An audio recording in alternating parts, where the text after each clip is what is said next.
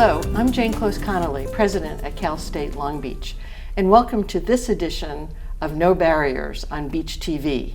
This is a show that explores the many ways that we contribute to student success here at the beach. Today's show is about academic advising, and our academic advising is called High Touch and High Tech. I have a group of experts to explore the many roles that academic advising play in a student's success here at the beach, from choosing a major or changing a major or making sure they complete degree requirements.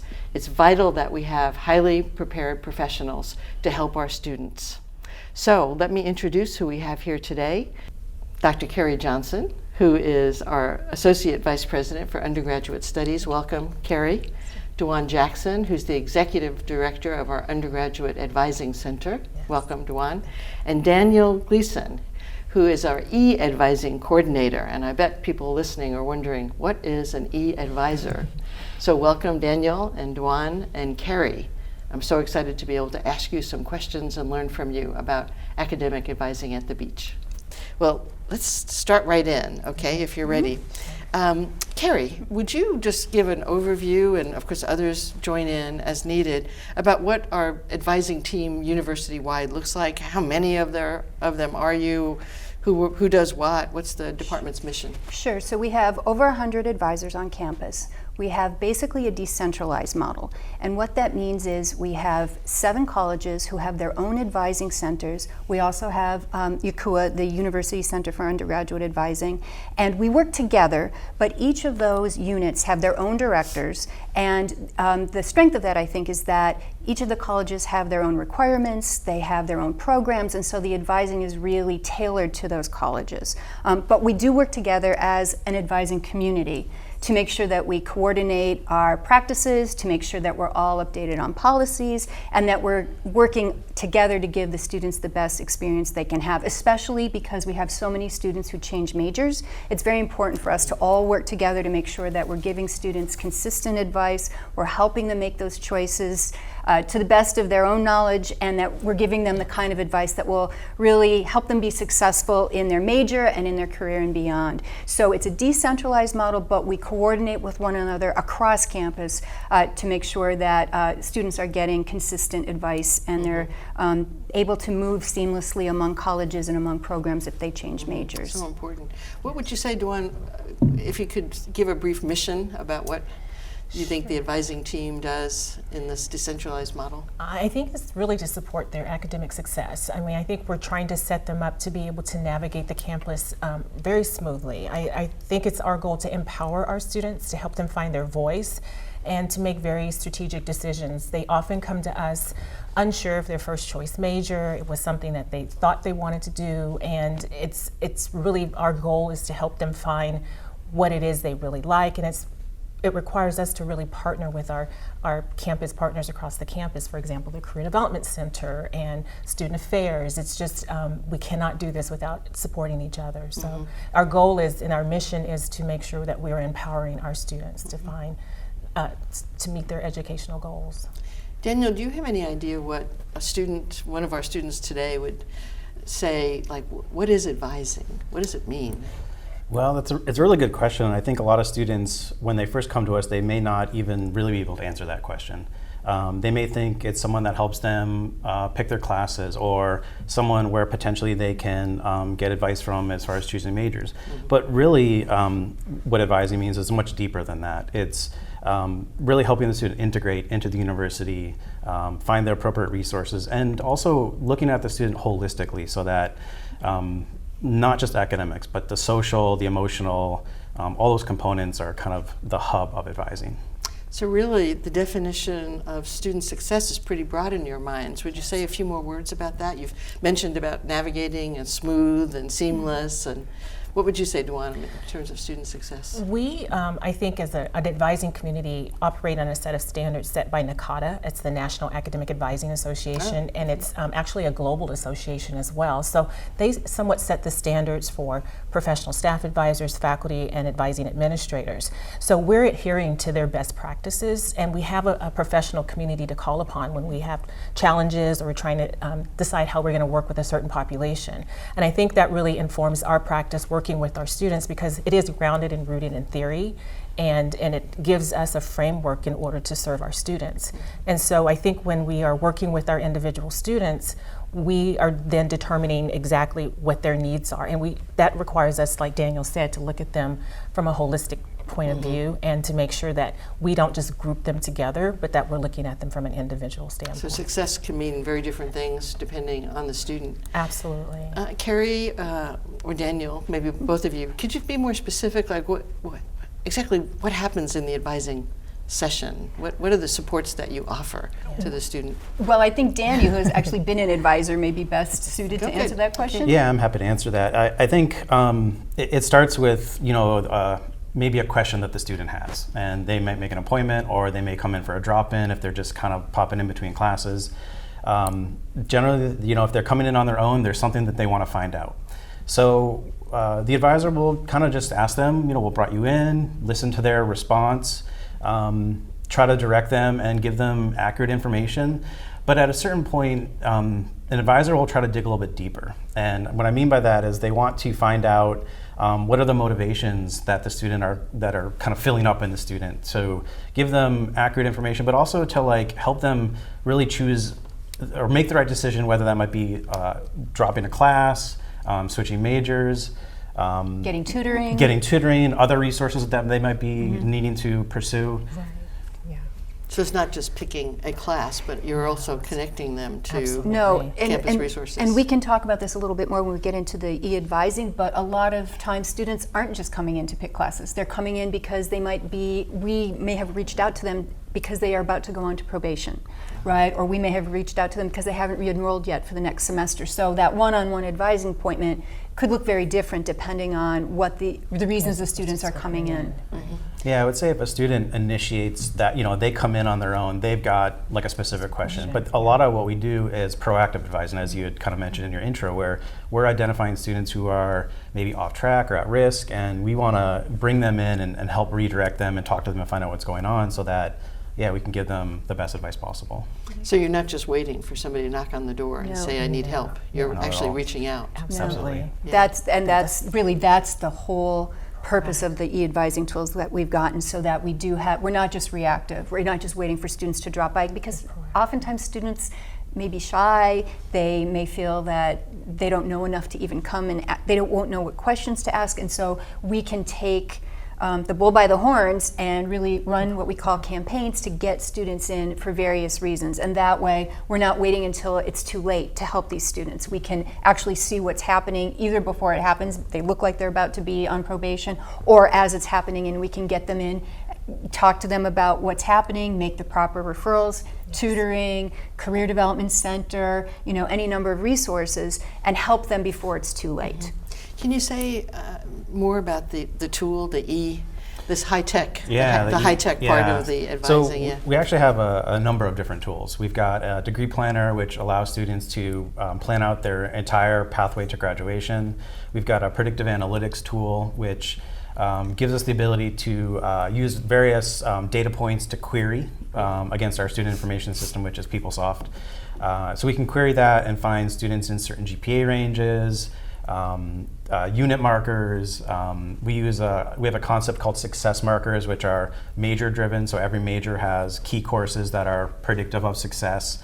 And if students miss those markers for different reasons, we can identify that and then again reach out to those students proactively to bring them in for advising or workshops. Our workload is such that a lot of times students in similar situations, we can address that in a group advising or a workshop. So you really can say, for example, and tell me if I'm right, so let's say a psychology major, as I was.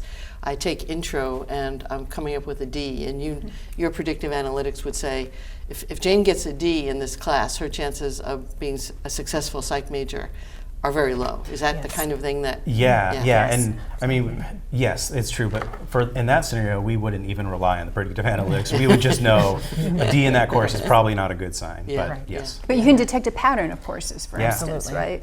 right? Well, that's a real step up, isn't it? From, I guess, relying on. I think it's a real revolution in advising, Absolutely. actually, and the Yeah. fact that we have a suite of tools on campus, I think, is very important. We've got a degree planner that helps students map out all 4 years. We've got the predictive analytics, and we've got the ability to run campaigns through our EAB system, which we're thinking about calling Beach Connect, by the way, to make it. Everything needs to begin Yes, with beach yes, and then yes, something else. Yeah, yes, that's yes. important. Yeah. And we also have the course scheduler, so students can plan the best fit schedule for them and work around their own work schedule or other activities for student athletes, for example. And then we also have the way for them to connect with us through the ability to schedule appointments, and that's something we didn't have before. Before that, we were using paper and binders in some cases, and so now we have a suite of tools that are really, I think, effective in both ways, them reaching out to us and then us being able to connect with them. And how does our advising suite of tools and attitudes, how do we compare to other universities? Do you feel like we're in a learning mode or a We leading lead position? the way in the think CSU. so. Yeah. Wow. Long Beach I think leads so. the way in the CSU. We are in the top 10 of usage across the country in terms of our high tech usage, and we actually have had these tools in place Since 2013. longer than just about yes. anybody. Okay. So we are doing extremely well.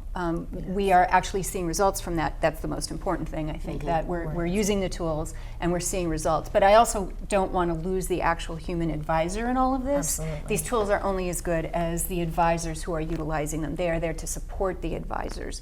So we still very much value that human touch, Absolutely. right, and that human interconnection. But because I think we've used these tools for quite a while. Daniel does all of the trainings across the campus, and in fact, other campuses call us to ask our advice, and specifically to ask his advice on all kinds of issues with utilizing and implementing the tools. I think that we've been able to really show that these can be effective, and that they can do what we need to do in terms of bringing students back. We retain them, we can help them persist, and we can help them graduate. And that's certainly a big component of student success, for sure. Do you get feedback from students about the approach, or feedback from faculty members about it? I think we do. I think overall it's very positive. I think students now realize they have access to us. They don't have to just wait. They are always welcome to come in, but the fact that they can make an appointment that's convenient for them, that's really huge. And that wasn't really always the case. There have been long lines waiting for drop-ins and things like that. So I think that has cut down quite significantly. Yes. Yeah, that must be a big plus for them. Absolutely. Because nobody likes to wait on a line these Right. days. No, it Yeah, absolutely yeah, for is. sure. How about faculty? Are they involved? I mean, I know many faculty are playing the role of faculty advisor as well, but have they adopted some of these strategies as well? Absolutely. Yeah, can let me speak jump to- in. We do have a couple of colleges that have faculty advisors, and some of those faculty advisors are in the system using it to varying levels of degree. Probably our biggest college as far as faculty usage is the College of Natural Science and Math. The associate dean of that college is pretty interested in the technology and wants to integrate that into all the components of advising in the college, and so they've been our pilots for faculty advising as we kind of roll out new features. As we try to bring in other faculty from other colleges, we kind of have used them as our pilot for that. Well, that's wonderful. It sounds like, though, that all of this, and we'll get to more results, soon. But is it more work for you as advisors? I think initially the startup was a little bit more work. We were still trying to navigate a new and an old system, and I think there is a transition. And so once that happened, that was fully integrated, I think it actually did sort of lessen the workload a little bit.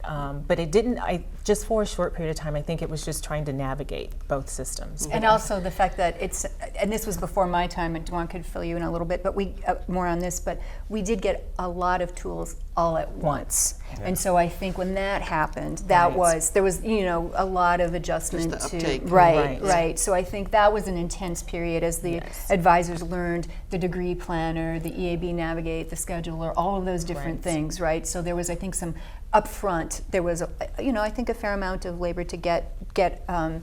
acclimated to the tools and understand how to use them. That's true. But yeah. one of the things we've talked a lot with our vendor about is how this can actually help us manage the workload for the advisors. And I guess we should say, by the way, we have 38,100 students. Right. In case people listening That's don't true. understand, watching don't understand. That's that right. We're not talking about 5 or 10 students. Right, Yeah. right. Yeah. And also getting the infrastructure in place. It was a huge learning curve in terms of the additional technology that we needed to have in place for advisors, and just making sure that students had access to the things that they needed, whether it was in our labs on campus. But it was really something that Daniel and I do is when we're talking to other CSUs, making sure that they understand all of the requirements they need to have in order to make sure that you can have these tools work effectively. You mentioned about 2013 Yes. was when you started. Yes. Are you the history person I'm here, the history Duan? person. Yeah. I'm the history person. Can you go back in time a little bit and say Absolutely. what the impetus was? What is the history Sure, of this? absolutely. Why did we go so radically and Right. so strongly in a new direction? Our then Vice President for Enrollment Services and Vice Provost for Undergraduate Studies, I think they went to the Chancellor's office requesting funding for they put forth a proposal for 4 options, but they were able to get all 4 of them, and they thought they were only going to get 2. So here we are now with EAB, we had the course scheduler, we had degree planner, and then Advisor Connect at the time. And so there's what you got were different electronic tools to add to exactly. Not the- expecting that they were going to get all of them. They Exactly. did. But they right? did get them. They did, and so what ended up happening is we had to quickly come together as a team and figure out the rollout for this. And so it was a matter of having pilots in order to be able to facilitate these, I guess, in the onboarding of these particular tools. And so everyone, I think, was really great about helping and working with vendors, because even though we had the funding, we were still trying to vet vendors in order to bring these tools on board. We didn't even have a position like Daniel's. That position was created, so we had to have the human resource, so to speak, to onboard us in a sense to kind of get the project management piece of this going. So it was 2013. I remember specifically in August of 2013, and then I think we fully had this integrated by the next year. That's a quick. It was a really That's quick quick, turnaround, 1 year. and that was, I think, a huge undertaking. But everyone was, I think, really on board, and it was a huge undertaking. But it was we could see the benefit of this, and we could see that we were able to serve our students better. And then we created modules. Enrollment Services created modules to help students understand how to navigate all the tools that they had at their disposal. So Students had to learn too. Absolutely. So I'm thinking that in 2013, also a bit before Yes. my time, I didn't Right. come till 2014, that we were looking at 4-year graduation rates in the teens. yes, Yes. absolutely. And within 6-year graduation rates 10 years ago at 39%. Right. So I think we'll get around to, I guess I'm Yes. really asking, was it your view that we're taking this on to really improve some of those metrics? Absolutely, and I think it was really important for us because we understood that we were not touching all of our students, and if they didn't make an effort to come to us, they were sort of falling through the cracks. And I think just with a university our size, that was going to happen to some extent, but we really knew that we needed to meet the needs of all of our students, and this is one way that we're able to do it. I think every student is having some sort of an advising touch point at least once a semester, if not once a year. We do have freshman mandatory advising, so Right. all first-year students will see their advisors twice a year, fall and spring. So we Absolutely. make sure of that fall. Yeah. Exactly. I did talk to a new student just yesterday. I had coffee with somebody who just, first time freshman, and she talked about modules. Yes. Yeah, and I was Absolutely. fascinated. I did not know about this. So can you say a little bit more? Absolutely. I can start with just something that was really important to me was to make sure that we were pushing information out to our students and seeing how well they were able to retain this information to be able to use it initially. So with our freshman mandatory advising, we actually push out information and they sort of take a little assessment. So they're able to kind of give that, let us know how well they're using this information, if they can retain it, and then we move into an actual workshop setting. And if you want to talk a little bit about that. Yeah, I mean, it's like the flipped model, right? We give them information up front, hopefully they read through that and they do like a little assessment, and then they come in for their face-to-face, which is a group workshop, so like 30, 35 students in a room, and then we kind of review that information again, and not maybe at like the detail that is in the module, but touching on the key points. What's the policy for withdrawals? What's the grade forgiveness policy? These are really important things that first year students need to know. Right. And so the modules plus the face-to-face hopefully equals retention of information. Yeah, exactly. Yeah. Yeah. Well, I can tell you that this new student, Daniela, thought it was fabulous. Oh, That's good. great. She really, Yeah. and she was so excited that she got a little note on, she opened up Beachboard or something, Okay. and you have a module to do. And Okay. she said it was really Good. very, very That's awesome. instructive, That's great. to do that. So 2013, we start this process. Right. And you already mentioned it was a big undertaking, but in 1 year. Yeah, I think because it was 4 different systems at one time, that was like I said, it was something that we, I think as a community, were committed to making sure that we could get this process right. And then we had a really good person involved with the whole, like I said, project management of this. And then with our students, I think it was really important for them to have a good understanding. And I think we initially had to have this form through workshop settings to make sure that we were introducing them to the tools. And so we would just bring them in to kind of gauge and see how comfortable they were. But they really easily, they found it to be a real easy tool to use in most cases. And they realized, oh, I can just make an appointment on my phone or on my laptop or my iPad. And then they were just able to really connect with us in a different way.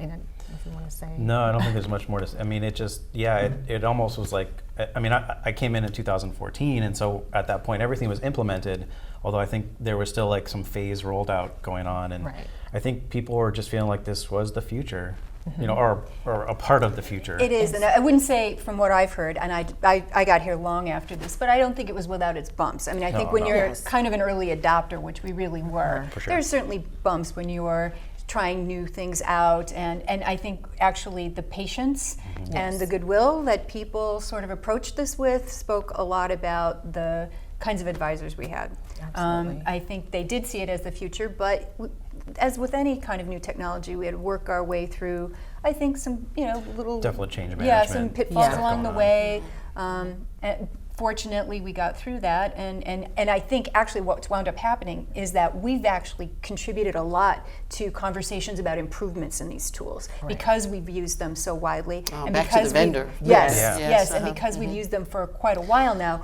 we have really contributed a lot to conversations about how do we make this better for the students? How do we make this better for the advisors, right? Where are we finding glitches? What kinds of things hadn't we thought about when this was first implemented that we are coming up with as terms of, this is a good new idea, can you do this? Right. So we've been very involved in those conversations, as now the other CSUs are, who are also coming on to the system. So let me understand that we have a university-wide, and you're the executive director of that, Dewan, and then you said in each of the colleges there's advisors. Now, do the college advisors also have access to these tools? Oh, yes. Okay. Oh, yeah. Absolutely. So it's not just this freshman work, it's really Oh, no. on yeah, through major. absolutely, and we're even integrating graduate students to some extent. So, Yeah, a little bit there. I mean, it's even broader than just advisors. We've got people on the student affairs side of things, the Career Development Center, which they're getting into the system, and we're finding ways to build those partnerships to make referrals and to track what happens when we refer a student to the CDC. Do they go there? And we have a mechanism to track, yes, they went there and here's what happened. Tutoring as well. We have the Learning Center, and also the new University Writing Center is also coming on board. So again, that helps us track and really follow up and find out, are students going to tutoring appointments when they've been referred to tutoring, and what happened in that appointment. That you can make notes in the system so that anybody who sees that, an advisor, a tutor, can see the history with the student, and that really helps inform those appointments. And I go, I was going to say, I please, think that's one of the most important pieces. It allows us to really communicate with each other as an advising community, and we had it to a minimum before, but now it's really allowing us to have a different conversation with the student, and they know and they realize we know who they are. We have some background and some history, so we're not just sitting with the student and not having we do have an idea of what they need, and we can have a different conversation with them. Yeah, I think you have mentioned this, and so the advising is not just this face-to-face moment. But it's really reaching out to the student and then also connecting them to, you mentioned the Writing Center. What happens at the Writing Center? So they can be recommended for an appointment. They can bring in a paper. They can meet one-on-one with a tutor. They can talk to the tutor about building a thesis sentence, or working on how to cite sources, or working on sort of how to build paragraphs, and they can actually bring a paper in, work one-on-one with a tutor, nuts and bolts and of get that back and forth about how do I be a better writer, right? And so this is the case, I think, also in terms of Learning Center. There are students with all kinds of different experiences and abilities who get referred to these centers. It's to just help them get better. And so those tutoring appointments can be very focused and very intense. And that's what they would expect at the Learning Assistance Center, that they would be, the Learning Center, if I'm having trouble in my geology course, right, they're going to find a peer tutor or... Right. So the Learning Center is more like study skills, time management, those kinds of things, and also some content tutoring as well. So they can. So it depends on exactly what the student needs support with. Then the advisor can make that appropriate referral to their correct center.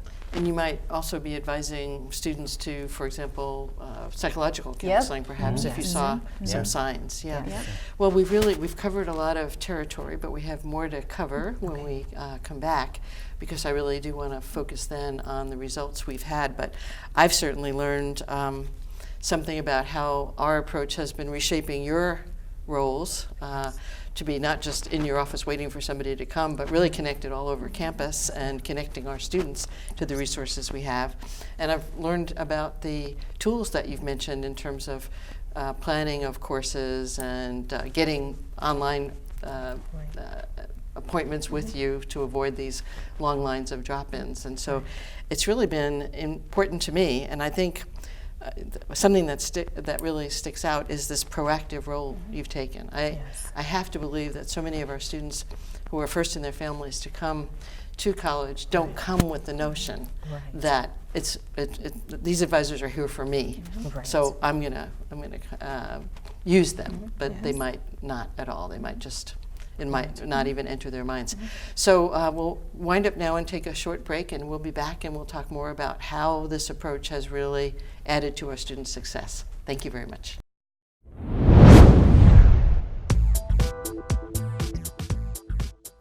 Make a difference in someone's life. Teachers, principals, and guidance counselors can have an enormous impact on students' lives. Be that person. Be the inspiration to empower others to be the best that they can be. You can become a part of this exciting field with a degree from Cal State Long Beach.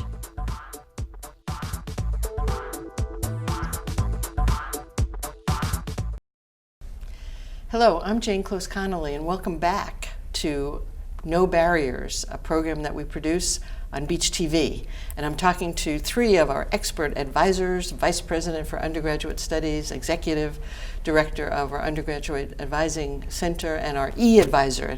And I've learned in this discussion that that's a whole new role that we have created. Yeah, and I thank the university for that. Yes, well, I thank you for it. Well, we've covered a lot about the change in the advisor's role and this really, I think, fabulous coordination of resources for our students, and also this reaching out, not waiting for it. So having said all that, and we've also described ourselves as leaders in the CSU and maybe national community, what have been the results? So I think we've seen some interesting results in terms of persistence and retention. We've been running what we call progress reports, and these are interventions at various times through the semester, and they're meant to catch students in particular classes.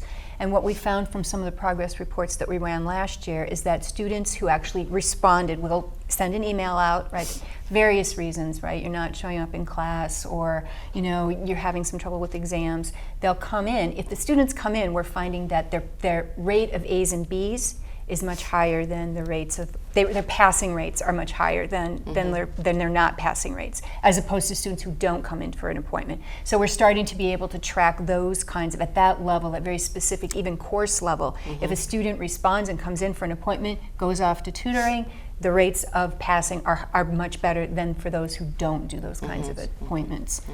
And it's interesting that our students, they now know we're paying attention to them. And I think they feel special as a result. That oh, you realize that I am struggling a little bit. You've called me into the office and you want to know what's going on. And that is something that we were not able to do previously, but I think it's making them feel special to some extent, and they know that we deem them as important to, you know, staying and retaining them and helping them to persist and graduate. So it has been a good thing. Yeah, that's interesting because obviously there's a lot of expertise, so they don't feel like they're being called in to be lectured. No. Well, you're not doing well, but in fact they're seeing it as you Right. care. And Exactly. I think we're very intentional about the kinds of messages that we send, so they don't see it as punishment. It's we're here to help. We're concerned. Yes. We want to talk to you, right? I think we've worked actually quite hard. You wouldn't really sort of believe the amount of time we spent crafting the messages that we send to students so that they do see this as empowering and enabling and as support and not as punitive, right? That we're here to help you, we want you to succeed, and if you do this, you know, you'll have a much better chance of doing well in your courses. So we do spend a lot of time and intent making sure that the messages are positive to the students and encouraging. Well, so that's excellent data at a really micro level. You know, the student came in and talked and then took the advice, whatever it might be, and then grades improved and predicts that. What about at a more macro level? Like, I'm aware of how we've improved our four-year graduation rates, how we've improved our within 6-year graduation rates. Are you able to correlate the change in advising to some of those big I think we're able to successes? correlate. We're always very careful about causality. Right? Exactly. I think we're able to correlate because I think there were a number of things that were put in place that helped our grad rates, which I'm sure you're aware of. The declaring the pre-majors, that also happened back around this time, Exactly. right? To get students on the correct path sooner, right? So that they understood earlier what courses they needed to take and what the requirements were. So I think that working in tandem with the advising system has been a great improvement. I also think just the efforts on making sure we don't have bottleneck, you know, we looked at bottleneck courses. Where are students, where are their high DWF rates, right? What do we need to do to redesign some of those courses? What do we need to do in terms of course availability? So I think what we see is that it's a combination of things and that this is an important one of them. And we can correlate a lot of different kinds of positive outcomes, but that it's kind of all working together.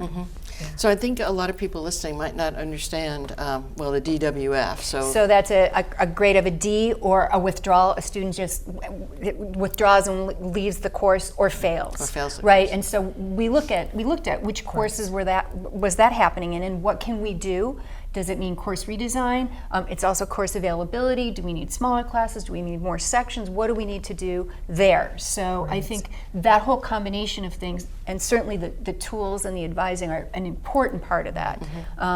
But we think all of those things have been working together to really help our students. So there's 100 different things that have been going on, and so it's from the graduation rate, for example, the 4-year graduation rate went from 16%, Almost 34. and now it's almost 34%. That was within 4 years. That's in just a few years. It's huge. Absolutely. It's a huge change. It's a huge change. And something that we know because we're kind of insiders in higher ed is that we compare ourselves to to other universities that are like us, that have high rates of low-income students, that have highly diverse students, have many students who are first generation.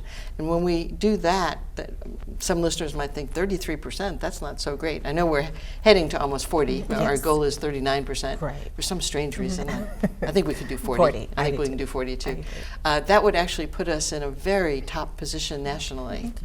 Do I have that right in my head? You do. You do, and I also think, I think we all are really striving hard to meet those 4-year goals, but I also think we're trying to remember who our students are, the responsibilities that many of them have, the fact that they work many jobs, and I think one of the things we're talking about now is success is 4-year graduation rates, but it's also talking to students about how do you want to graduate? How much time do you need, right? If you need 5 years, you still belong here, right? You're still part of our community, and we'll do what we need to help you reach that goal. So I think that's, we've been very focused on 4-year graduation rates for good reason, but I think now our conversation is starting to shift to, okay, we've got a lot of other students who can graduate and be successful. what do we need to make sure they can graduate in 5 years or 6 years, right? So. Well, one of our, the name of the show is No Barriers, and I've always felt that same way, that the students should pick the time frame that matches with their aspirations and their life circumstances, but it shouldn't be us that put the barriers. And you mentioned we have to have enough sections. We have to keep our tuition affordable. We have to keep our fees affordable, and there's so many other things we haven't talked about in this context about all the basic needs. We're working on food and housing insecurity and emergency funding. All those things are really part of student success. So when we're talking about persistence, we're really talking about, I enter as a freshman, and do I make it through freshman year, and then do I come back in sophomore year? So that's what persistence. And I know that I actually don't recall right now what our persistence rate is. You guys may know that, but maybe that's not as important. But I know that once students become juniors with us, they're almost 100% likely to come back as seniors. So it's really that first year to second year that's tough. So advising is particularly important there. Absolutely, I think so, and I think as a result, I want to say I think it's about 86% of the moving back into the second year. But we've also made a conscious effort to focus on the second year for those students who could fall through the cracks, or for example, if they're not able to pursue their first choice major, now what? And that's where the advising becomes an even more important piece, to have that discussion with them. It's like, okay, this may not be an option for you, but we have some other options for you over here. And I think that's what they need to hear, that it's just not an all or nothing type of a situation. It's a matter of aligning those courses and seeing where they can fit in other disciplines, and being able to share that with them, and that gives them a sense of hope, and then allowing them to have a good understanding of what they can do with that specific degree, because they really don't know, and it's really our job to educate them on that. And I think they then see us as a huge resource for them, and to be able to come back and ask us a lot of different questions, and us to make the appropriate referrals. And often it's, we make a referral to the faculty member so that they can actually do the mentoring piece and allow them to see the possibilities with certain degree options. And I want to add too, I think this is where the professionalism and the commitment of the advisors is really important, because those are tough conversations to have with students, to say, this is not the major for you. To make sure that that is, I think, framed in a positive way, and that the student doesn't feel like they're a failure because this particular major isn't working for them, but there are other possibilities and other opportunities and other skills that they have and other things that they do well. But I think that's where a lot of what the advisor, this is where you need a human being, right? And this is where I think that our advisors are just amazing, because they do have those difficult conversations with students and manage to make them feel like this is a good thing, right? There's possibility here. You have skills that are great and worthwhile, and that you can utilize maybe in a different major, right? I meant to follow up earlier and I didn't. Could you say more what the pre-major means? You mentioned that as a positive thing we did, and but how does that play out for the students? I've heard that we have pre-nursing because nursing is so popular, but I guess I didn't really know what that was. Sure. It's basically each college and each department, they set the criteria for admissions to be admitted into a specific major. So there's the pre-status, but similar, connected to that is MSR, and that's major specific requirements. Major specific requirements. Okay. And so there's a suite of classes we call the Golden Four. That's the quantitative reasoning, written communication, oral communication, and the critical thinking. And then there's certain classes may be connected. For example, psychology, it might be psychology 100 to 10 and so forth. And after they've successfully completed those courses, then they're moved into the major. So they move from pre to the actual psychology major. And I think in doing that, it allows students to first get an understanding if this is something they were really interested in. And that was really helpful, because maybe it's that first psychology class that they go, oh my gosh, I love this is fantastic, or I don't want anything to do with this, and I want out of this major. And that's really helpful, because you've given them that opportunity to explore and then find out exactly if do they need to pivot and do something else, or decide that maybe it's sociology or a different discipline. And I think that just really allowed our students to go through that exploration process. And sometimes they move back to undeclared, and that allows them to do some more exploring, and we work with them very closely to determine, another best fit option for them. Or if they're in the college already, there may be another major that's closely aligned with psychology that they can often move into. If you want to add anything, Dan. I just think that those major specific requirements, they're kind of, the intention there is to really make sure that the student will be successful, right? If you're struggling in those lower division prep courses, it may mean that you're going to really struggle in those upper division courses. So we want the students to be aware of that this is what you can expect in the major. But if it's not what you're into, or if it's not your skill set, then there's other options, and that's where the advisor role comes in to help redirect and talk about options, and also the concept that a major leads directly to a career is false, right? It's not a direct line. It's zigzag, circular. A lot of people end up in different places. I think that's really important. I hear, especially from parents of beginning students, that they have in their heads, they want their student to major in this, so they will become that. Exactly. And of course, there are some majors that seem like they're that way. I go into engineering school and I'll be an engineer, but many engineers are now managers and inventors and other things as well.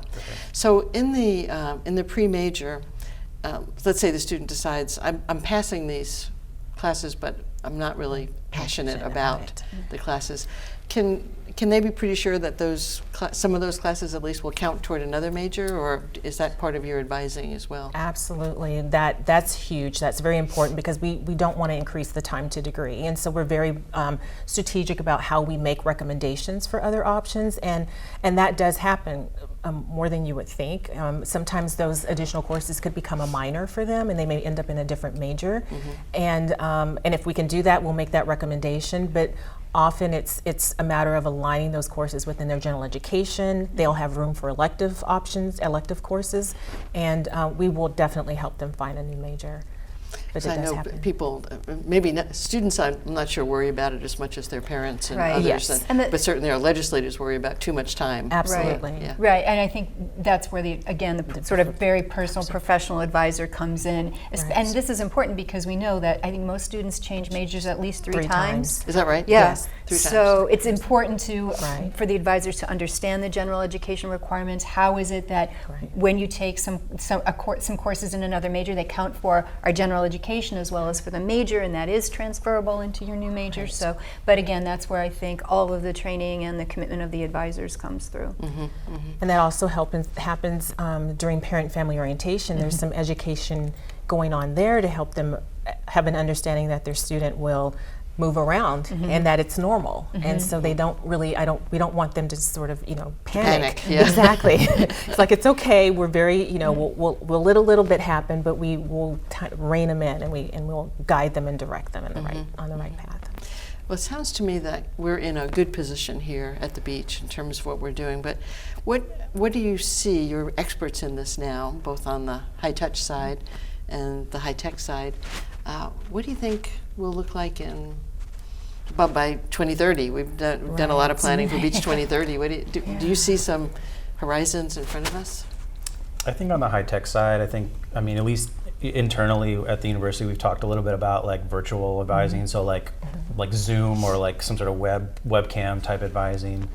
I think to increase student access, right? Because one of the things we found with both advising and tutoring is students would like different hours. They'd like access at different hours, and that may force us in some ways to reimagine workload and scheduling for the advisors, right? It may help force us to reimagine site-specific working, right? If people can do this by Zoom, they can do it by computer, right? If we could have different sorts of hours that give students more access, that may be something we look at towards 2030. How do we increase access, not just in the 8 to 5 window, but throughout the day? And that was something we actually tried, increasing our hours to evening, maybe up to 7 p.m., so that we could catch the students who are coming to campus later in the evening, so that we're not leaving anyone out. And so we've had willing advisors, I'd like to adjust my schedule to see how this would work, and that has been successful to some extent. And we've also piloted some online advising already with a couple of our departments. So they've tried it. They're again pioneers, and they've done a great job, I think, of helping the whole community think through through and talk about what would it take to move some of these things online, and do we have modules, do we have one-on-one advising, how will that help us think about the future and our accessibility to students. I can imagine having an advisor whose whole workload is like a FaceTime person, right? Yes. Who's and that person's hours might be spread over a very different model than our usual 8 to 5 or 8 to 7. Exactly. Yeah. And some people would probably that would fit into some people's lifestyles, some professionals' lifestyle to do that, and it would, and I'm sure it would match what our growing expectation is in our world, that we click a button and we get what we need, and not always that On demand. Yeah. So that's kind of on the high tech side, using technology to, in a strange way, to become more connected, rather than what we often fear is that technology is alienating us from one another and we're not interacting. This is a good example of really how it would personalize and create greater connectivity and really greater human connection between the advisor and the student. What about the qualities? I'm not sure I think we've alluded to them, but the qualities of the best advisors on the high touch side. So I think, Dwan, we can all talk about that. I think coming from the outside, I just started here 2 years ago, and so for me, I think one of the things that's been most inspiring is seeing how committed the advisors are to the students. I think these are people who really care about making sure these students fulfill their goals, and they are willing to put in a lot of time and effort to make sure that happens. And so I think sort of the passion, the commitment, just the sort of energized way that our advisors deal with students is really inspiring to watch. And I think these are people who really care about our students and have those one-on-one, sometimes difficult conversations, and they're able to do that in a way that doesn't discourage the students but encourages them to keep moving along and to keep being engaged with the campus. So just as somebody who hasn't been here as long as either Dwan or Daniel, that's been something that's really made an impression on me. And I'd like to give Carrie credit for bringing professional development to the campus through the form of our advising institutes for advisors and counselors, and bringing in some really top-notch people to be able to talk to us as an advising community to kind of energize us in the work that we do, because as you can imagine, it's sometimes extremely demanding with our student to advisor ratio. But I think it's been really important for us to be able to sit back and listen to, professionals on groundbreaking research to be able to say you are doing a good job and these are the things that you should be doing, and how to self-care for care for ourselves in order to be able to meet the needs of our students. And so I think this is something that I've been extremely excited about over the last 2 years, basically year and a half, that we are trying to care for our advisors in a way that empowers them. It makes them excited to go back to their advising centers with new ideas. Exactly. Right? I mean, they walk away. We've had the what was Charlie Nutt's title? He's the executive director. Executive director of NACADA. We're bringing some people in who are one is the founder of Appreciative Advising, that really starts from the student's own characteristics and the student's own skills and experiences, and works with them to advise them in such a way that appreciates the student. And so we had the first of those two speakers just a couple of weeks ago, and what's I think really exciting is to see the conversations that happen among the advisors. They want to bring ideas back to their centers. How can we just do something different with the space to make it more inviting, and what should we put on the walls, and how what is that conversation, that first conversation, what kind of language should we use, and so I think being able to just bring those professional opportunities to campus and then have the advisors talk about them and bring them back to their advisors has been really, I think, just exciting for us to see. It's an interesting part of your work that probably students are not aware of directly, that in fact you're helping them be successful as learners, but you're also committing your own selves to be continuous learners. Exactly. Yes. Yeah.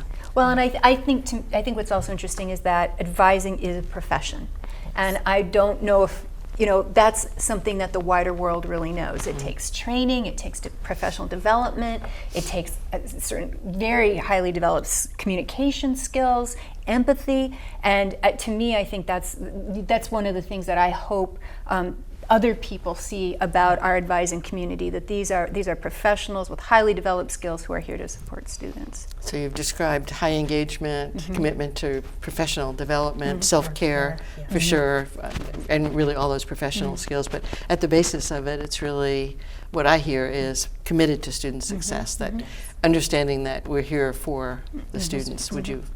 So that seems to me to be a challenge, and maybe that's where the self-care. Yes. What are the biggest challenges you face, Daniel, in your work now? Well, I mean, the biggest thing is just managing all the moving parts with the technology. When I first started, I did do more advising, and my role has kind of grown a little bit where I'm doing more project management, a lot of training, and this is not a complaint, but it is never ending. It is never ending, so it's just kind of keeping on top of that, and best practices too. Making sure that like the information that I'm providing to new advisors is accurate, that it's cutting edge. I feel very strongly that I want Long Beach, the place that employs me, the place that I work at, to be the best. And so I want everyone that comes to a training to have the best information, go out and do their jobs the best way they can. And with the whole team too, and it's obviously not just me, but just giving them all that information and just managing that. From an advising standpoint, I think the hardest thing was when you have to have those hard conversations, not being afraid to say, sorry, you can't do that major, and then letting that unfold, that can be a difficult thing. So it's interesting. Oh, excuse me. I was just to summarize a little bit what I heard was, I used to think that the hardest part of advising would be knowing all the degree requirements for all these many majors and accreditation requirements, and it can be really complicated.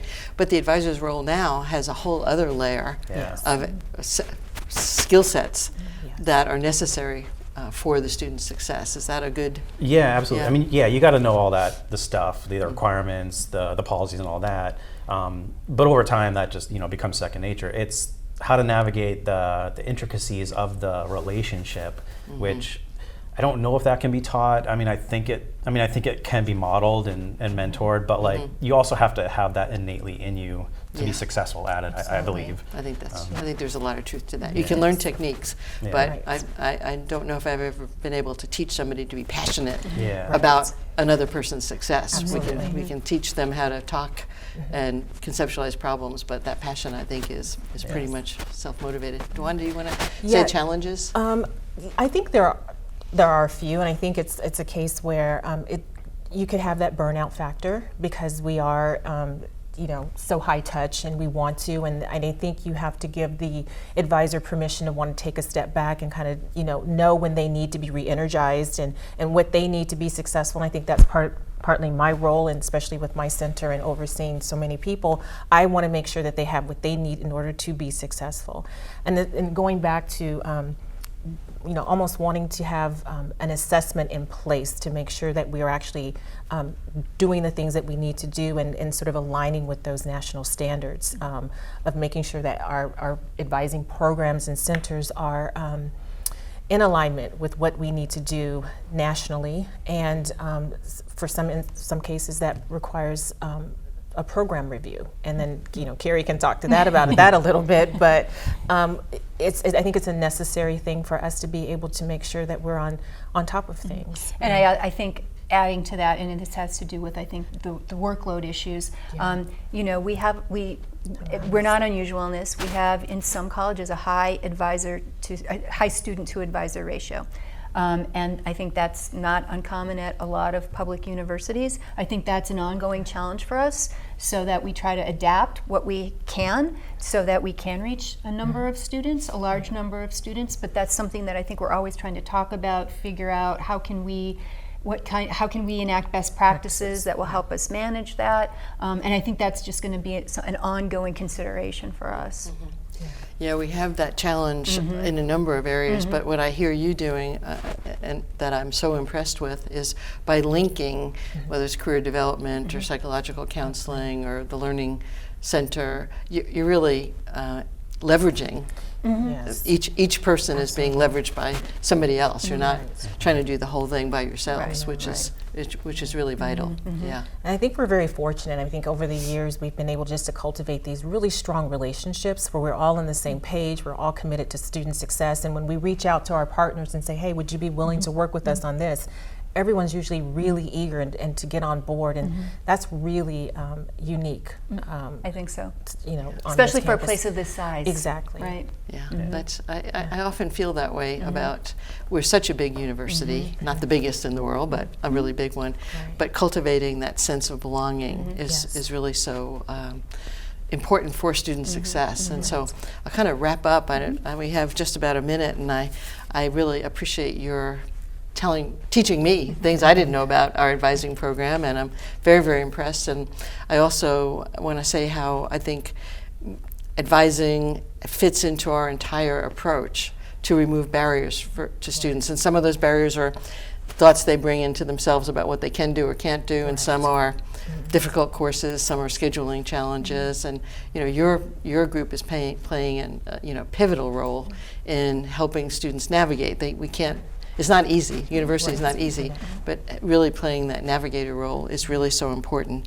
And your laser focus on their success is really inspiring to me, and it really, again, reflects our commitment to not just say no barriers as a slogan or some inspirational phrase, but to really see it as this is really what we're about. So I'm excited that we're able to do this, and I hope I know your words will inspire others. I know I'm sure the people will learn from what you've said. So I'll say goodbye and thank you to each of you, and thank you again for helping our students persist and find meaningful experiences here and graduate. So for No Barriers TV on BeachTV, let me say once again, I'm Jane Close Conley, and I get to be president at Cal State Long Beach. Thanks for being with us, and remember, go Beach.